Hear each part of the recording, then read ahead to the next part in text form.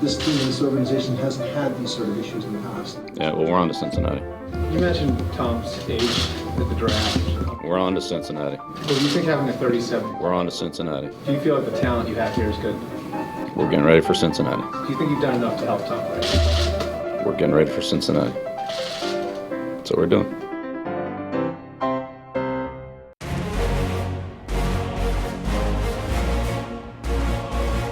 That was 5 years ago after the Patriots suffered a tough Monday night defeat against the Kansas City Chiefs. This is present. I'm Courtney Cox, and welcome into Football Now, presented by PolarFleece, the official uniform of New England. After that news conference, the Patriots won 13 of their next 15 games to win Super Bowl 49. Fast forward 5 years, the Patriots are once again reeling and on to Cincinnati. Sunday's loss to the Chiefs was the team's first loss at Gillette since Week 4 of the 2017 season. After losing 3 of their last 5 games, they now have a 3.8% chance of securing the number 1 seed coming into Week 15, according to ESPN's Football Power Index. And although the Bengals are 1-12, the Patriots know this is a crucial time. Can't judge this team by the record. It's not really reflective of what they are, in my opinion. I mean, obviously, at this time of the year, you're trying to win them all. The sense of urgency is up. We know we got to play better, and it starts in practice, and that's what we got to try to do. And of course, no Patriots season would be complete without some sort of allegation or controversy. The latest involving a Patriots film crew being accused of filming signals on the Bengals sideline during last week's Bengals-Browns game in Cleveland. The Patriots countered with a statement saying that it was just an honest mistake. They acknowledged having a film crew, but for a feature on the Patriots scouting department for the team's Do Your Job behind-the-scenes series. After the statement was released, Bill Belichick had little to add on Wednesday. The football team, the football staff, and the coaching staff had nothing to do with what happened. Nothing. So we have no involvement in it. You guys had a scout in the Cleveland press box. Is he aware of the rules that you can't film in the press box? He was doing his job. That's what he was doing. He was doing his job.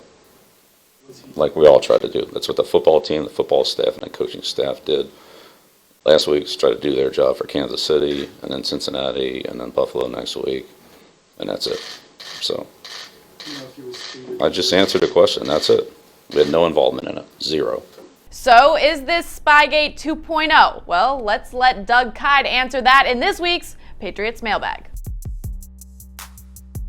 Question here comes from Paulie, who asks, are we really about to experience Spygate 2.0? It seems like we are not about to experience that. It seems like the NFL will move relatively swiftly. The Patriots are telling their side of the story, which is that this was a unintended, terrible coincidence that they were filming the sideline of the Bengals during that Bengals-Browns game. And like I said, it seems like the NFL is moving quickly on this. It seems like they believe the Patriots side of the story. So it feels like this should be resolved relatively quickly. Of course, this is the NFL that we're talking about, and things do seem to carry on with them quite a bit. I think that a lot of things were not able to get resolved this week because the NFL was at their winter meetings in Dallas. But once they're back in New York, they should be able to look at the tape, see if there is or isn't anything nefarious going on, and then decide from there. Personally, I think the Patriots will probably just get fined for this, but we'll just have to see what the NFL decides. Well, one thing's for sure, if the Patriots want to turn things around, they're going to have to be more consistent in the kicking department. They've already used 4 kickers this year, and they even signed YouTube viral trick shot kicker Josh Gable to the Patriots practice squad to get a look at him before releasing him on Friday. The Pats will go with 35-year-old Nick Folk again this week. Folk has missed 3 of his last 6 kicks. But as Michaela Vernava explains, the Pats aren't the only team having kicking issues. This is a league-wide problem.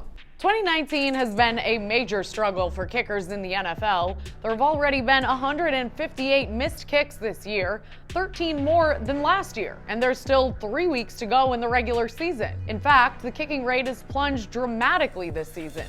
In 2013, the league average for made field goals was 86.5%. From 2014 to 2018, that number hovered around 84%. This year, 80.5%. That's the lowest percentage since 2003. It appears kickers are struggling most with attempts longer than 40 yards. They've completed just 65% of such attempts.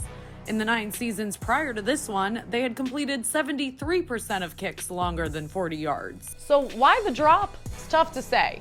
It could just be a random blip that'll eventually regress to the mean. But perhaps it's older kickers falling off a cliff. In the last 3 years, the bottom 10 kickers had an average age of 27. This year, the bottom 10 has an average age of 33. Two notable kickers in the bottom of the list are Matt Bryant and Adam Vinatieri, who are 44 and 47 years old, respectively. Kickers 30 years old and above have accounted for 43% of all missed field goals this season, but have attempted just 36% of all field goals. So hopefully for Nick Folk and the rest of the Patriots, Tom Brady's most recent Instagram post rings true. TB12 quoting Mac Miller saying, "Whole team about to figure it out. Ice cold, that's what winter's about." Well, it is pretty cold. And the Patriots sure hope they got some of your help this week. Right now, only Matthew Slater and Jake Bailey are leading their respective positions in Pro Bowl voting. Are Patriots haters snubbing Pats players? Here's what Zach Cox had to say about that. Yeah, I'm sure that definitely has something to do with it. I'm sure fans who are not fans of the Patriots are pretty anti-Patriot and probably don't want to give them too much recognition on a list like this. And finally, the Patriots spreading holiday cheer. The Patriots Foundation hosted their annual holiday party for kids. A special sight indeed. All right, that's all we have for you this week. Be sure to come back to our Facebook page on Sunday morning for the Patriots pregame chat. Matt Chatham, Zach Cox, and Doug Kide. Until then, have a great weekend, everyone, and don't get too drunk at your company holiday parties.